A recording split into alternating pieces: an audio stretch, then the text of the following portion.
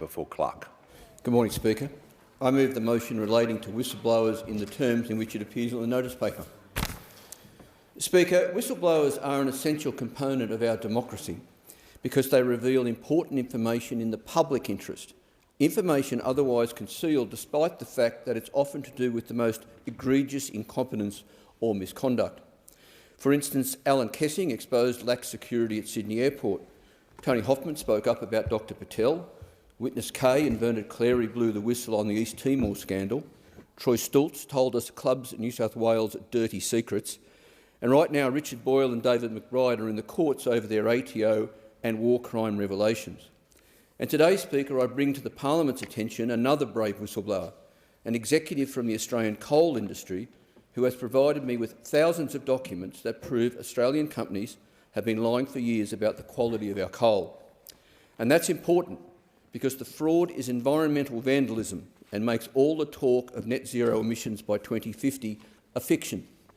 It could also be criminal, trashing corporate reputations as well as our national reputation. In essence, Speaker, coal companies operating in Australia are using fraudulent quality reports for their exports and paying bribes to representatives of their overseas customers to keep the whole scam secret. And this has allowed them to claim for years that Australian coal is cleaner than it is in order to boost profits and to prevent rejection of shipments at their destination. This shocking misconduct includes exports to Japan, South Korea, China and India, and involves companies including Terracom, Anglo American, Glencore, Peabody and the Macquarie Bank.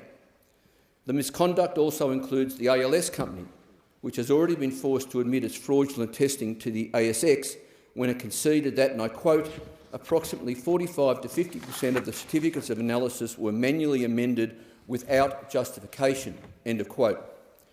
Moreover, the other key coal testing company in Australia, SGS, also commits fraud and at a similar rate.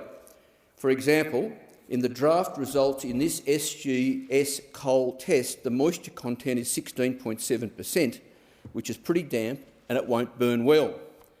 But here, in the final version of the SGS document, the same testing, the exact same testing, puts the moisture content at 15.9%, which is drier and burns much cleaner.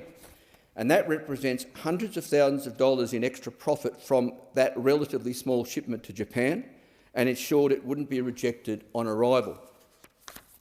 The coal executive whistleblower also alleges that global accounting firms such as Ernst & Young are aware of all this and choose to ignore it because the coal companies are lucrative.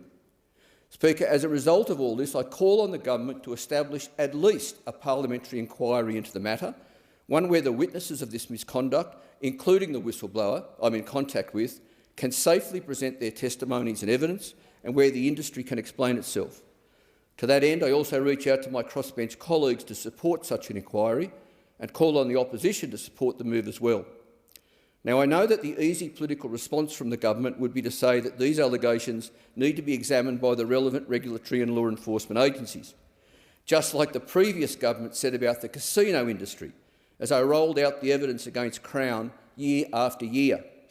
But the scandalous fact is that this coal executive whistleblower's allegations have already been put to the Australian Federal Police, the New South Wales Police, the Australian Securities and Investment Commission, the Department of Industry, Science, Energy and Resources, and even the former federal government. And so far, no authority, not one, has been willing to act on this alleged criminal behaviour, despite the fact that select evidence has already been presented in Australian courts, proving what this whistleblower says is true. So this time, please, let's ditch the game playing and go straight to an inquiry so the industry can be held accountable for its sins and so Australia can restore its reputation as an honest trading partner. And most importantly, so we can learn just how dirty the world is and how much more urgent our response to climate change must be.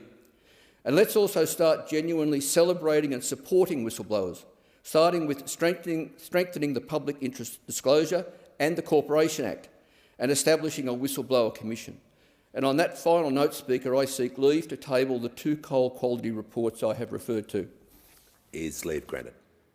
I call the Minister. Leave is granted.